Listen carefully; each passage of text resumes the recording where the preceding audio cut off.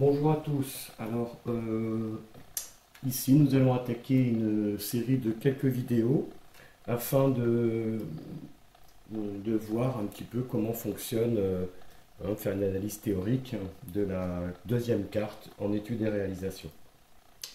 La deuxième carte, celle qui permet de traiter les graves et les aigus et de créer la fameuse MLI. Alors, pour commencer, eh bien, on va d'abord parler de la diode. Puisque vous allez voir, si vous regardez le schéma de la carte numéro 2, eh bien on peut voir qu'il y a plusieurs diodes utilisées dans ce montage. Et justement, c'est pour ça qu'il convient un petit peu d'expliquer ces différentes diodes que l'on va avoir besoin d'utiliser. Bon, commençons d'abord par ce qu'est une diode. Alors, le symbole d'une diode, vous le connaissez. Voilà. On le représente comme ça. Avec ici l'anode. A, souvent, la cathode. Donc, la cathode, c'est pas C, c'est K. Pour un moyen mnémotechnique, ici, ça dessine un K, même si là, il est à l'envers. C'est comme ça qu'on se rappelle de quel côté est l'anode et la cathode. Alors, la diode est un composant assez simple, vous l'avez déjà abordé normalement en NR. Son principe est le suivant, soit le courant peut passer dans un sens, dans le sens de la flèche, soit il ne peut pas s'il essaye de passer dans l'autre sens. Alors c'est ce qu'on appelle, d'ailleurs en anglais, une diode, on l'appelle valve, puisque c'est l'équivalent dans le pneumatique de la valve qui laisse passer l'air dans un sens et pas dans un autre. Alors quand on le dessine comme ça, évidemment, là si je dis, ce qu'on vous explique, c'est là, je dis si la tension d'anode est supérieure à la tension de cathode, à ce moment-là la diode se comporte comme un interrupteur fermé, c'est vrai, hein. Et puis si la tension d'anode est plus petite que la tension de cathode, l'interrupteur se comporte, la diode se comporte comme un interrupteur ouvert. Soit donc le courant peut passer, et puis là, il est non nul, et puis là, il est nul. Alors d'ailleurs, évidemment, hein, ce que l'on donne, on dit le courant dans la diode, que l'on représente comme ça, et puis ici, dans le sens inverse du courant, on prend une convention récepteur. On appelle ça la tension de diode UD, la tension aux bandes de la diode UD. Bon, quand on parle de tout ça, avec une diode qui est en l'air, moi ça m'embête un petit peu parce que, évidemment, c'est un petit peu l'équivalent de si vous allez acheter un robinet dans un magasin de bricolage et qu'en sortant du magasin de bricolage, avec le robinet dans les mains, vous avez espoir qu'en fermant ou ouvrant le robinet, vous allez faire passer plus ou moins d'eau, ou même tout simplement que avec le robinet dans les mains, en ouvrant le robinet, il y a de l'eau qui va passer.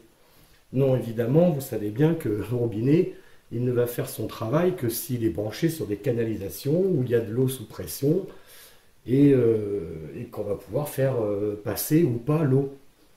C'est la même chose avec la diode. Quand on la représente comme ça, quelque part, ça n'a pas de sens, puisque la diode ne va pouvoir fonctionner que si elle est intégrée dans un montage électronique, et parce que c'est pas elle qui va décider s'il y a du courant qui passe ou non, c'est d'abord le montage dans lequel elle va être utilisée, et si ce montage veut faire circuler un courant dans un sens, la diode le laissera passer. Si elle veut le faire circuler dans l'autre sens, la diode ne le laissera pas passer. C'est tout simplement ça. Donc une diode est toujours associée à un montage. Et de manière générale, l'électronique, je vous en avais déjà parlé, c'est toujours une problématique. Je le rappelle parce que quand on a pris l'habitude, et vous ferez pareil dans très peu de temps, quand on a bien compris tout ça, on arrête de le symboliser et de le représenter. Mais l'électronique, l'électricité, c'est toujours une association d'un générateur avec un récepteur.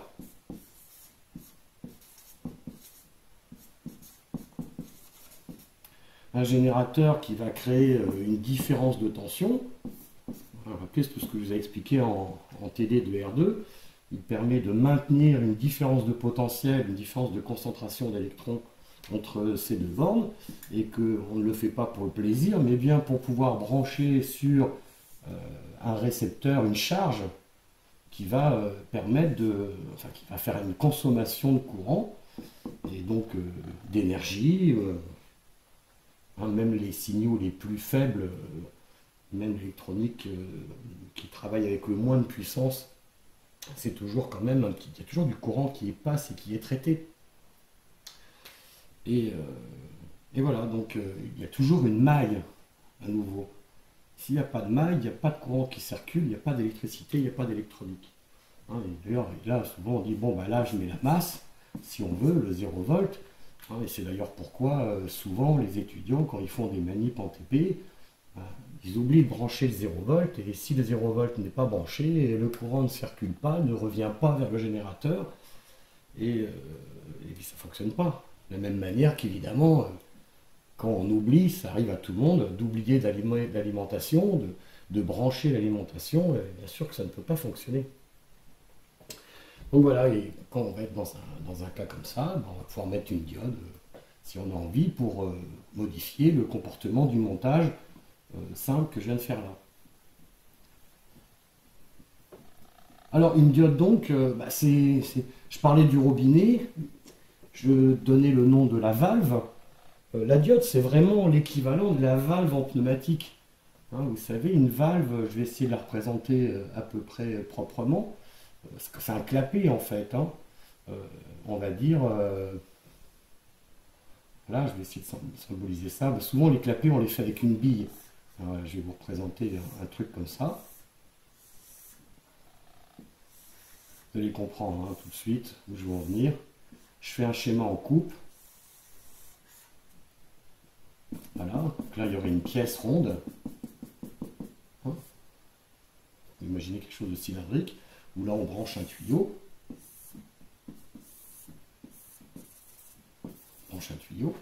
Puis comment fait-on un clapet, une valve en mécanique? Ici on va mettre une bille. La partie qui est là va se prolonger. Là on a fait un creux avec un épaulement. On met une bille. Voilà. Là, on a la sortie. On va brancher le tuyau, un tuyau d'air de l'autre côté. La valve, c'est la valve de votre vélo, hein, c'est pareil, hein, qui permet de laisser passer l'air d'un côté, qui empêche que l'air revienne et que vous ne soyez pas en permanence en train de gonfler. Et puis, quand vous retirez la pompe à vélo, que vous dégonfliez aussitôt le pneu. Puis là, il y a un ressort. On met un ressort. L'air, alors le ressort va maintenir la bille plaquée. Et évidemment, quand il y a de l'air, l'air peut circuler ici, autour de la bille, si elle n'est pas collée ici, parce que sinon là, elle bouche le trou dans la position, et passer dans le ressort et ressortir là. Et voilà, et là on voit bien que si je mets une pression d'un côté et une pression de l'autre, je ne vais pas prendre le vert, excusez-moi, voilà, on va prendre en rouge, je mets une pression d'un côté et une pression de l'autre, voilà, et que là j'ai plus de pression qu'ici, où j'ai une pression ici, j'ai une dépression ici, la pression qui s'applique, la différence de pression est dans ce sens-là, et donc ça plaque ma bille sur le trou, et ça bouche le trou, l'air ne peut pas passer dans ce sens-là. Par contre, si je suis dans le cas de figure inverse, hein, avec plus de pression là que là, la force de pression, la différence de pression qui est positive de ce côté, va faire qu'il y a une pression qui s'exerce sur la bille, ça va la décoller, et puis en la décollant, elle va laisser passer l'air. Donc l'air va bien circuler comme ça. C'est exactement pareil, une diode. Donc, c'est exactement pareil. Et là aussi, on comprend bien, j'insiste sur ce côté générateur, hein, on comprend bien que s'il n'y a pas un dispositif de chaque côté qui permet d'imposer une différence de pression dans un sens ou dans l'autre, la bille, la valve, elle est tout le temps fermée. Et puis ce ressort aussi, qui est quelque chose qu'on va retrouver en équivalent dans la diode, ce ressort qui empêche qui permet à la bille de ne pas voler de partout, on voit qu'il faut, même s'il est très faible, il va falloir une petite différence de pression, une pression trop faible, une différence de pression trop faible entre ce côté et ce côté, va faire que le ressort n'est pas suffisamment écrasé, que l'air ne passe pas. Il va donc falloir atteindre une certaine différence de pression pour que la bille ouvre le chemin de l'air. L'équivalent dans la diode, c'est sa fameuse tension de seuil. Donc, qui nous dit que si je considère donc, ce qui nous permet de faire ce qu'on appelle la caractéristique de la diode, si je considère le graphe UD en fonction de ID,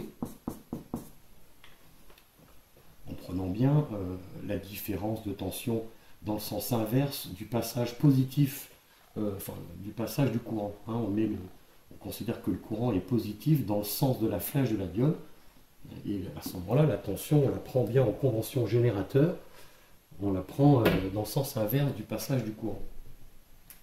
Eh bien, déjà, ce qu'on peut dire de façon simple, c'est que quand la diode est soumise à une différence de tension négative, quand il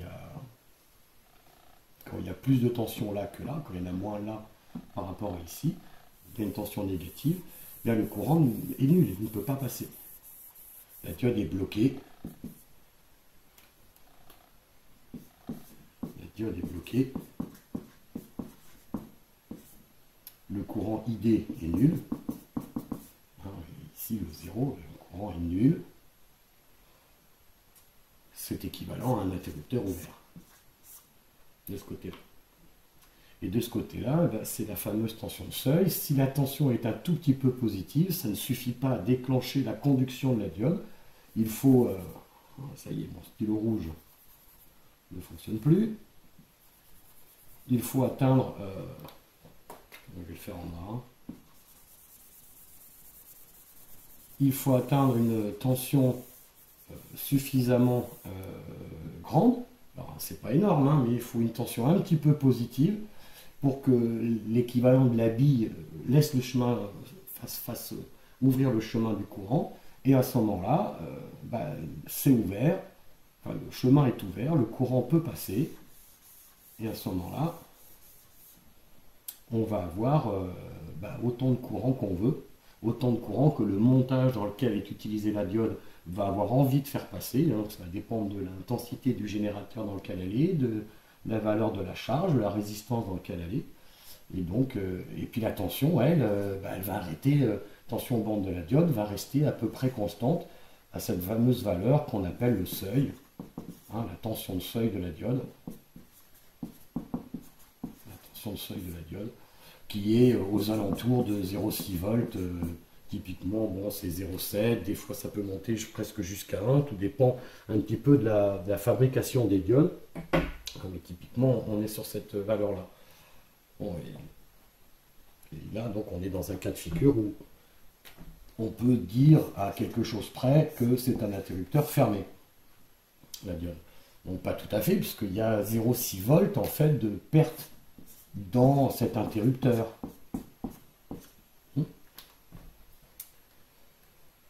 Voilà pour le résumé.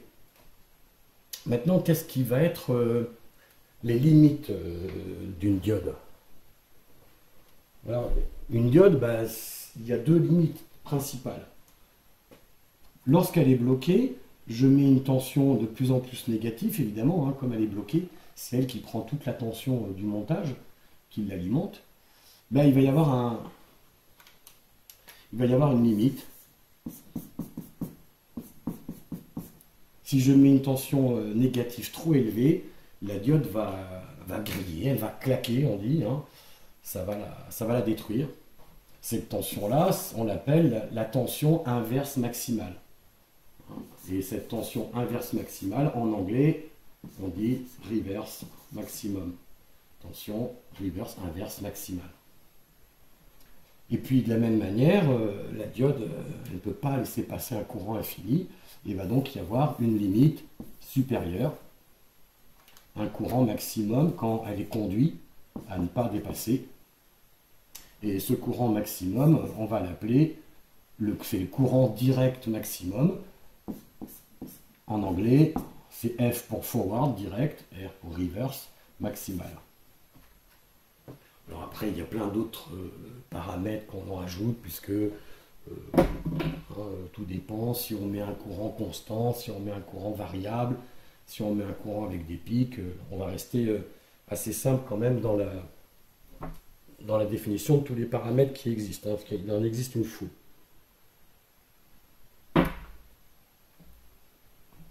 Bon. Alors,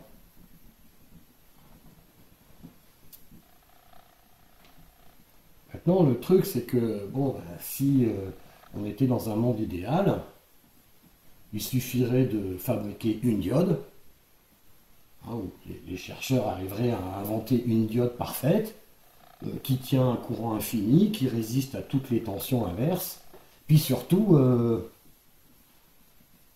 qui peut changer d'état instantanément. Changer d'état, c'est-à-dire une diode qui pourrait passer instantanément de la position bloquée à la position saturée, enfin à la position fermée, pardon, et vice-versa, de la position fermée à la position bloquée. Alors, malheureusement, c'est pas comme ça.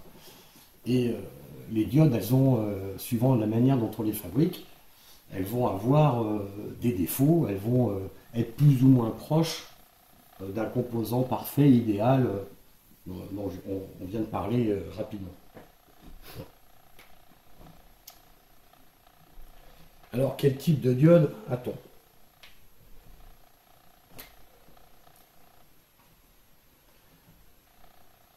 Alors, le truc, c'est que quand une diode passe de l'état interrupteur fermé et qu'elle passe à l'état ouvert, ce n'est pas instantané. Il va lui falloir du temps pour passer d'un état à l'autre. C'est une de leurs principales caractéristiques, un des principaux défauts, enfin un des principaux limitations, en dehors de la tension et du courant qu'elles peuvent accepter. C'est l'autre limitation que vont avoir les diodes. Aucune diode ne passe instantanément de l'état bloqué à l'état ouvert. Pour le passage, vous allez me dire, de l'état ouvert à l'état fermé, elles mettent du temps aussi, mais ce temps-là est vraiment toujours très très court. Le problème va se situer vraiment du passage de conducteur à bloqué. Et ce temps-là, les constructeurs, la norme, ce temps-là s'appelle le TRR. Alors ça s'écrit avec des minuscules, donc c'est pas évident. TRR pour Recovery Reverse Time.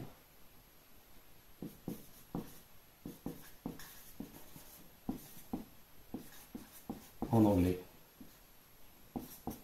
Ce qui peut se traduire en français par temps de recouvrement inverse.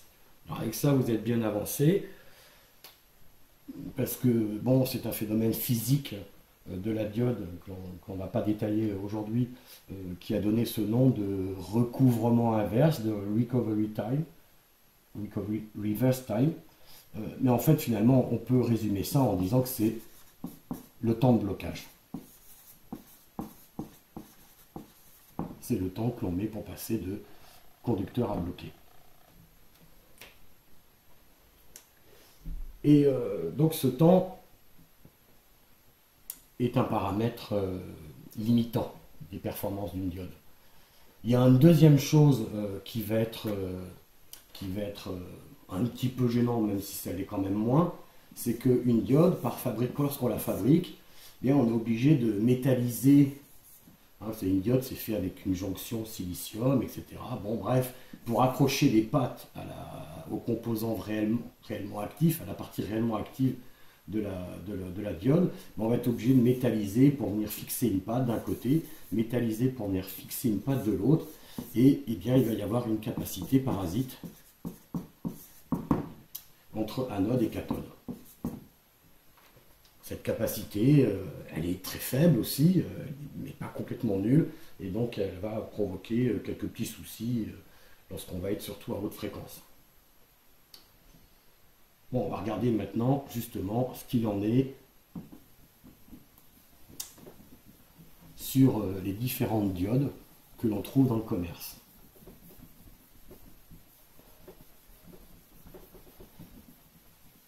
La première diode typique que l'on utilise, c'est celle que vous avez déjà utilisée au premier semestre pour faire l'alimentation.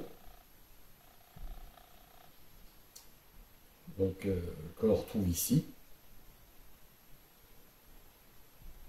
C'est les diodes 1N4000 quelque chose. 1N4001, 1N4007, etc. Hein, vous voyez, ici, je vous ouvre une doc d'une de ces diodes. Bon, alors le constructeur nous donne quelques petites informations. Alors, si on regarde les caractéristiques, on va retrouver des choses dont on vient de parler. Vous voyez, le VDC, l'indication de tension qui est là, c'est-à-dire la tension maximum en continu que l'on peut appliquer. Donc, vous voyez, suivant la type de diode, ça peut aller de 50 jusqu'à 1000 volts. Hein, la diode est toute petite et pourtant une 4007, elle peut tenir 1000 volts quand elle est bloquée, 1000 volts en inverse. Bon, ici vous avez des valeurs, c'est différent évidemment si on parle de la valeur efficace, si on a des pics répétitifs, tout ça, bon. Et puis le courant direct, hein, maximum average forward rectified courant, donc ça veut dire le courant maximum moyen direct, est de 1 ampère. C'est pas énorme, mais c'est pas négligeable. Donc voilà pour la 4001. Et puis si on descend un petit peu plus, alors cette documentation-là donne les informations qui nous intéressent. Elle ne le donne pas tout le temps, puisque les constructeurs ne sont pas très friands de donner des caractéristiques qui font des performances, qui montrent des performances un petit peu ridicules. Donc ici, on peut voir la capacité de la jonction. Alors là, il y a une erreur, hein. Ils ont mis farad. Évidemment, elle ne fait pas 15 farad, cette capacité. Elle fait 15 picofarad. Bon, c'est très peu, hein, mais c'est pas complètement nul. Et puis, surtout, ce qui va nous intéresser, ce dont je vous ai parlé, c'est le TRR, le Reverse Recovery Time. Ici, donc le TRR, il vaut 2 microsecondes. Alors, c'est pas... ça paraît peu, mais on va voir dans un exemple que c'est, dans certains cas, loin d'être négligeable. Une autre diode que l'on va utiliser, elle va être utilisée ici, elle s'appelle 1N, alors il y a une erreur, hein, c'est pas 44-48, c'est 41-48. Donc l'autre type de diode qu'on va utiliser, les diodes 41-48, donc vous voyez là, tiens, je vous montre un petit peu, ça aussi vous pourrez l'identifier en réalisation. La diode 4001 que vous avez déjà vue, bon là c'est pas une photo, hein, mais c'est les fameuses diodes, non il n'y a pas de photo, qui sont toutes noires avec une bague blanche en fait, là c'est dessiné blanc avec une bague noire, vous les avez vues, elles sont dans un boîtier noir et puis il y a la bague blanche pour indiquer la cathode, hein, la bague indique toujours la cathode. Et puis ici, c'est des petites diodes, encore plus petites que celles qu'on a vues, rouges comme ça, elles ont bien cette couleur. C'est marqué en tout petit dessus 41-48, 1N 41-48. C'est un petit peu difficile à voir, mais bon, avec des bons yeux, on y arrive. Puis donc cette diode-là, si on regarde, bon, déjà on voit que le reverse voltage, la tension inverse moyenne, hein, que l'on a le droit de mettre en continu, c'est 75 volts. Hein, et autre chose. C'est pas rien, mais on voit que c'est pas énorme. Et puis surtout, ce qui est vraiment pas fort, c'est l'average forward current, c'est-à-dire le courant direct moyen. elle ne peut supporter que 150 milliampères. Donc quand on veut faire une alimentation pour fournir 0,5 ou 1 ampère, évidemment cette diode, elle ne va pas pouvoir, on va la griller. Bon, par contre, ce qui est bien intéressant, c'est de regarder le reverse recovery time que vous avez ici. Alors là aussi, hein, la plupart des docs ne donnent pas ces informations-là. J'ai dû fouiller un petit peu pour trouver des docs un peu complètes. Mais bon, voilà, je les ai. Et puis là, vous voyez, on est entre 4 et 8 nanosecondes, on va dire. Bon, allez, à la louche, on est dans les 5 nanosecondes. C'est très très peu, 5 nanosecondes.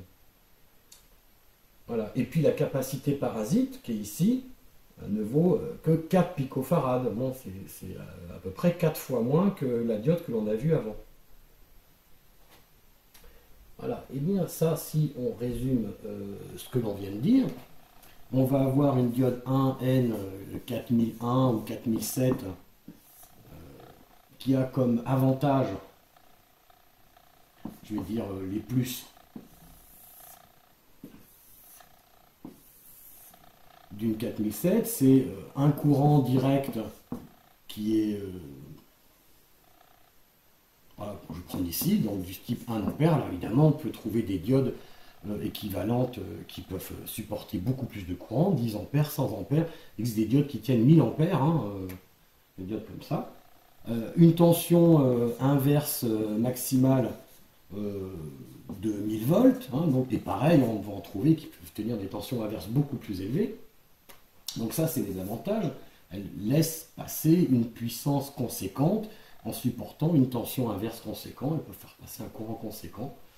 Par contre, l'inconvénient, ben, c'est son TRR, son temps de blocage, qui est ici de 2 microsecondes. Sa capacité parasite, qui n'est pas complètement négligeable, on était à 15 picofarads.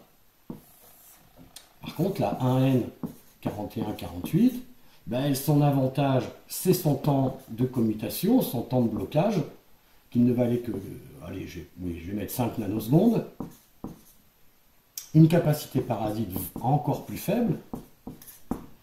Puis son inconvénient, entre guillemets, hein, ça dépend, on va voir qu'on ne va pas les utiliser pour la même chose. On n'était qu'à 150 mA, une tension maximale inverse qui était de 75 volts. Voilà, il y a un peu, c'est un peu comme un complémentaire. Donc, comme si le fabricant des diodes, enfin les ingénieurs, ont mis au point les diodes, ils étaient un petit peu dans une impasse de compromis. Soit on arrive à faire une diode qui peut faire passer une puissance conséquente, un courant conséquent, mais relativement lente à commuter, à se bloquer, avec une capacité parasite pas tout à fait négligeable. Et puis en complément, bah, une diode qui est rapide à commuter, mais qui est limitée dans ses capacités de courant et de tension de blocage, enfin de tension inverse. C'est pourquoi les diodes de la catégorie de la N4007, on va les appeler des diodes de redressement. C'est l'application, on les appelle diodes de redressement. C'est l'application typique dans lesquelles on va les utiliser pour faire du redressement basse fréquence, du redressement à 50 Hz. Comme on l'a fait dans l'alimentation de la carte d'alimentation du semestre 1, hein, où on prenait la tension qui venait d'un transformateur 50 Hz et on l'a utilisé pour redresser cette tension et ça fonctionnait très bien. Alors que la 4148, on l'appelle une diode de commutation. On dit aussi des diodes signal, puisque leur propriété, leur utilisation principale va être pour traiter du signal, c'est-à-dire pas quelque chose où il y a de la puissance, alors que là, il y a de la puissance, et puis qu'on va utiliser le fait qu'elle soit capable de commuter très rapidement. Voilà les deux principales diodes. Alors les deux se symbolisent de la même manière, hein, c'est ça qui est un petit peu embêtant. On ne les différencie pas trop dans un schéma électrique. C'est juste celle que l'on va acheter. Bon, on va acheter celle qui correspond à l'application, ou bien pour faire de la puissance à basse fréquence, du redressement basse fréquence pour traiter de la puissance, ou bien des signaux de très faible puissance, mais plutôt à haute fréquence. Là, on va pouvoir être supérieur on va pouvoir aller à 1 MHz sans aucun problème, même plus. Voilà. Alors, il existe une troisième catégorie de diodes. Il existe une troisième catégorie de diodes dans votre... alors, je vais pas encore je l'afficherai après. Et donc, ces diodes-là, c'est ce qu'on appelle les diodes Schottky.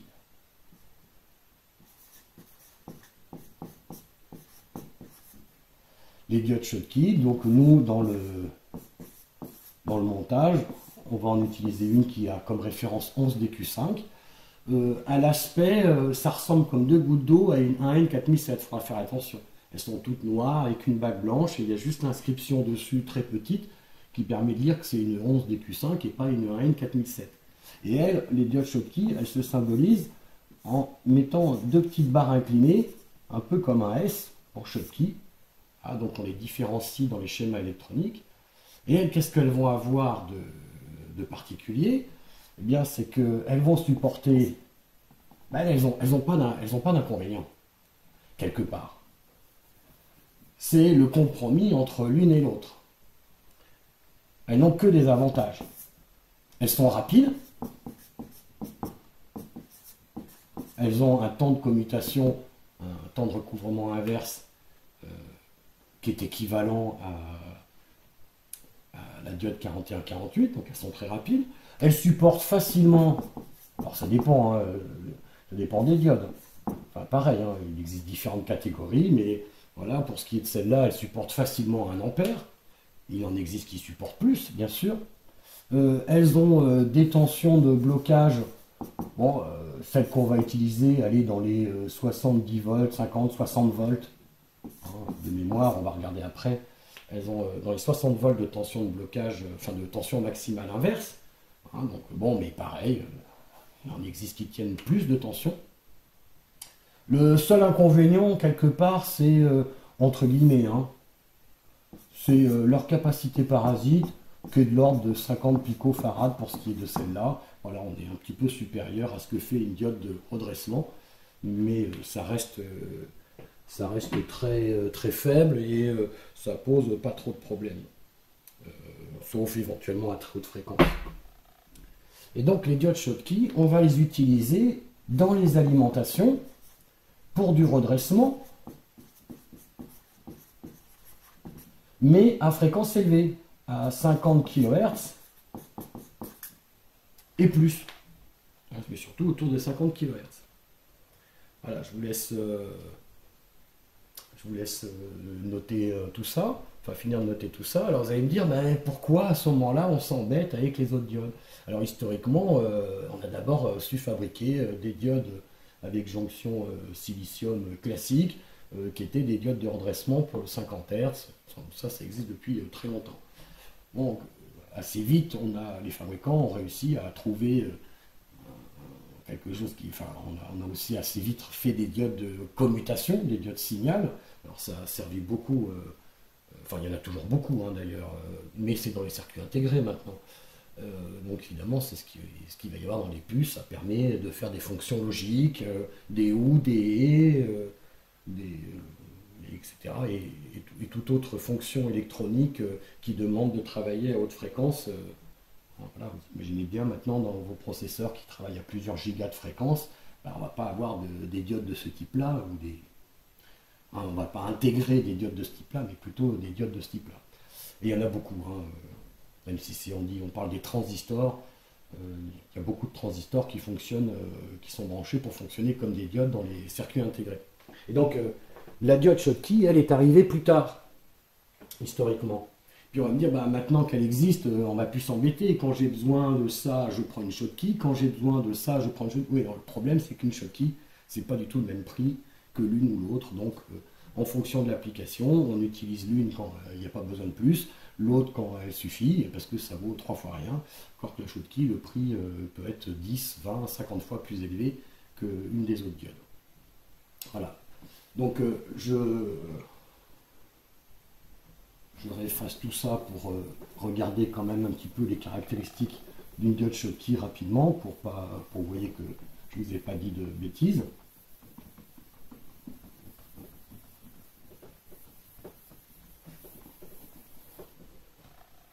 Et donc, voilà, en observant les caractéristiques d'une Schottky, eh bien, vous voyez ce que je vous disais, elle supporte un courant d'environ 1 ampère en direct, une tension, une tension maximale inverse dans les 50-60 volts, et puis une capacité parasite.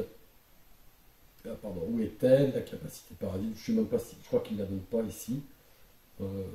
Si elle est là, voilà, une capacité parasite de 50 picofarads, 55 picofarads, voilà. Donc là, le constructeur ne donne pas le TRR.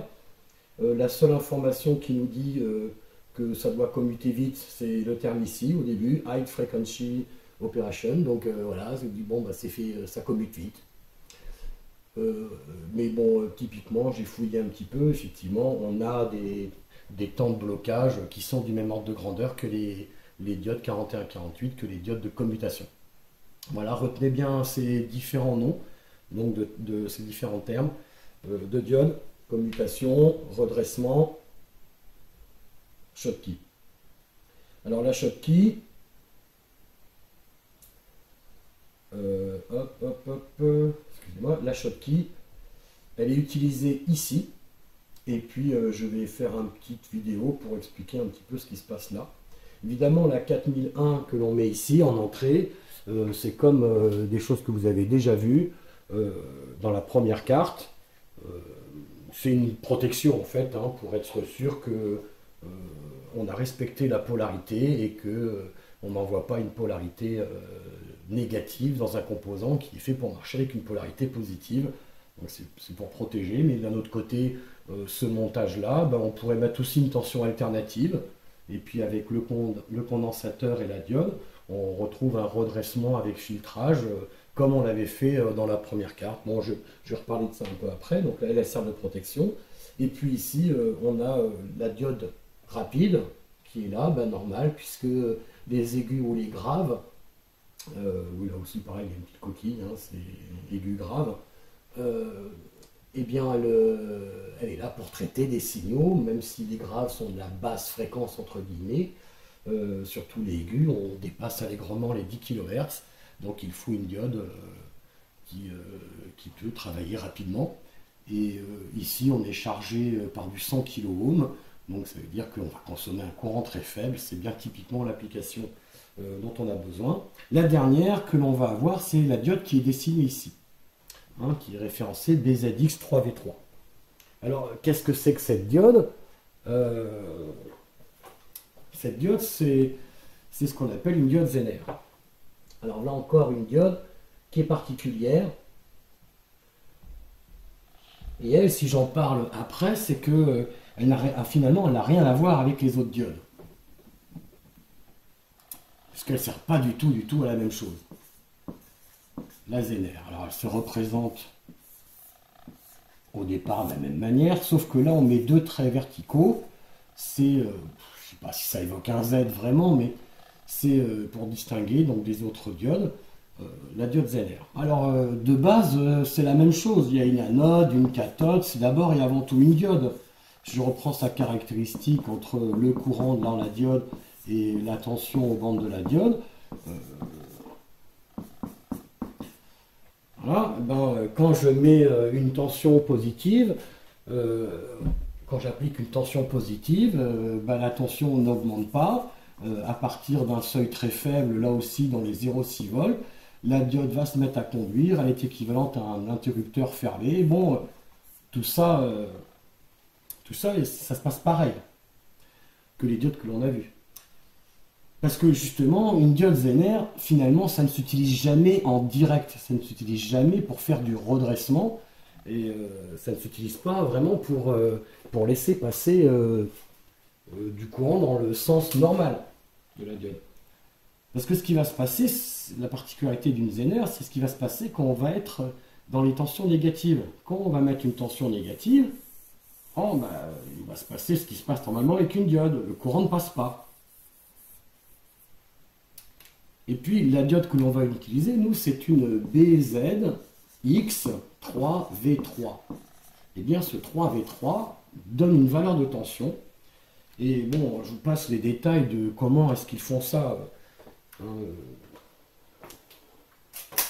ça mériterait tout un cours.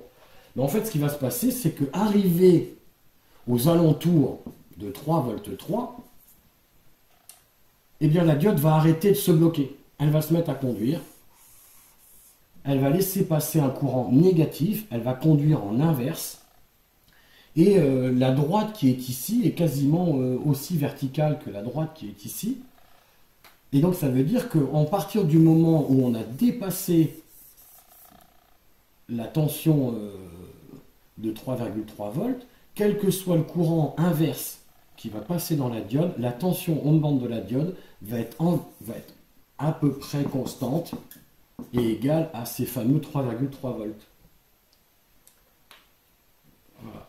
Ah, bien sûr, il existe des BZX 5V, donc là, le phénomène ne va pas se produire à 3 volts, mais à 5 volts. Des BZX 12V, ça sera à 12 volts, etc. Les fabricants vous donnent tout un panel de diodes avec des tensions différentes. Hein, c'est ce qu'on appelle la tension Zener. Cette valeur de tension, elle ne se règle pas, elle est fixe, elle est constante, elle dépend de la Zener que l'on achète. Ce qui fait que si on reprend le montage que l'on va étudier, nous on va mettre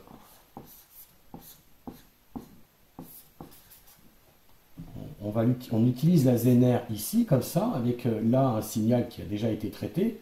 Vous aurez un TP-TD à faire la semaine prochaine pour appréhender un peu mieux tout ça.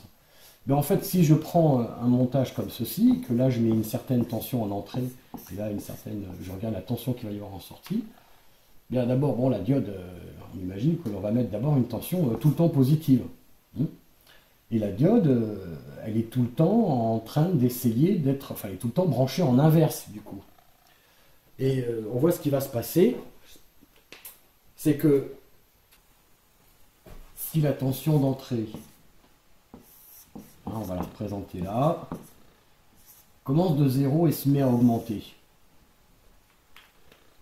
eh bien, tant qu'on va être inférieur à 3,3 volts, la diode va être bloquée. Voilà, évidemment, on suppose qu'ici, on tire un courant quasiment nul ou négligeable. Comme la diode va être bloquée, pas de courant dans la résistance, U égale RI égale 0, VS égale VE. Donc, notre tension de sortie va être égale à notre tension d'entrée.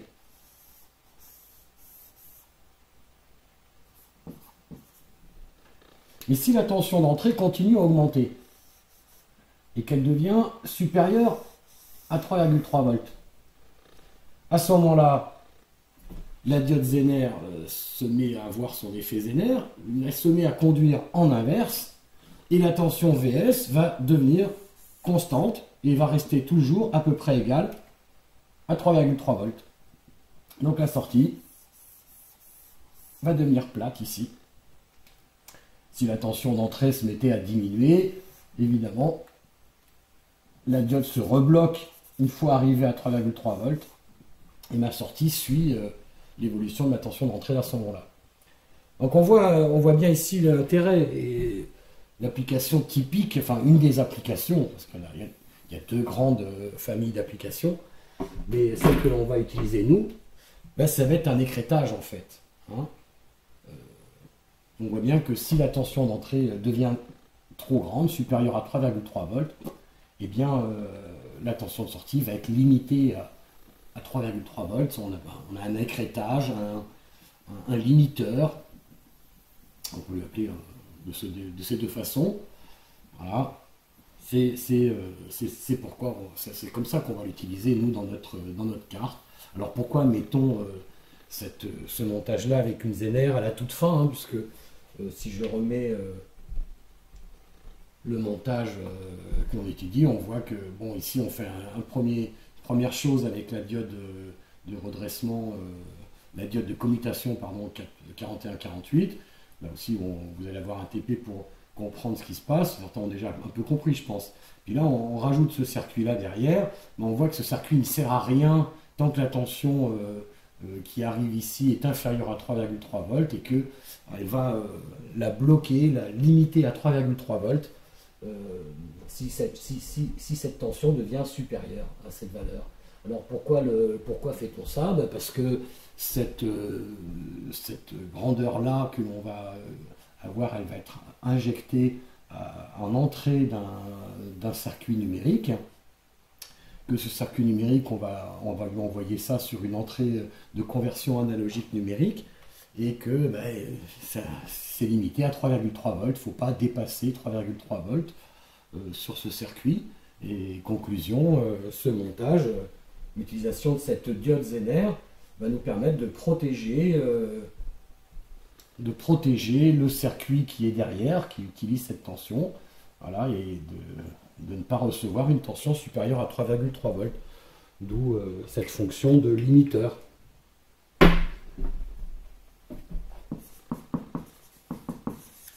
Limiteur ou écrêteur.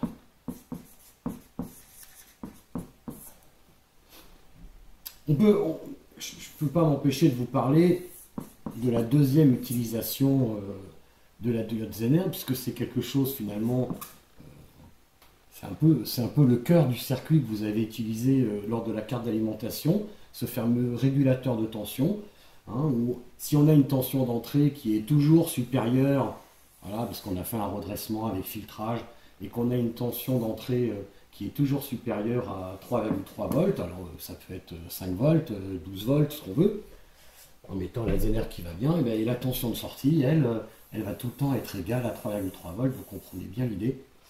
Donc ça va être une fonction de régulation. Régulation de tension.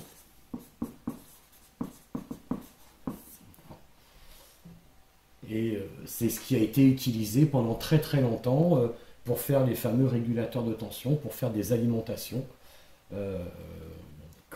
toujours comme la carte que vous avez utilisée au premier semestre, la carte que vous avez faite au premier semestre. Et j'en parle parce que justement, j'ai l'intention de vous faire une vidéo sur des méthodes plus performantes qui n'utilisent pas ce principe-là. Et on parlera du pourquoi, du comment. Voilà, je pense que là la vidéo est assez longue et j'espère qu'elle vous a fait un tour assez exhaustif et parlant de ces différentes technologies de diodes. Hein. Il faut prendre garde, toutes les diodes ne se valent pas et on utilise les bonnes diodes pour les bonnes applications. Voilà, on verra ensuite pour une analyse plus poussée du fonctionnement précis des différentes parties du montage de cette fameuse carte 2. Voilà, bon travail, à bientôt.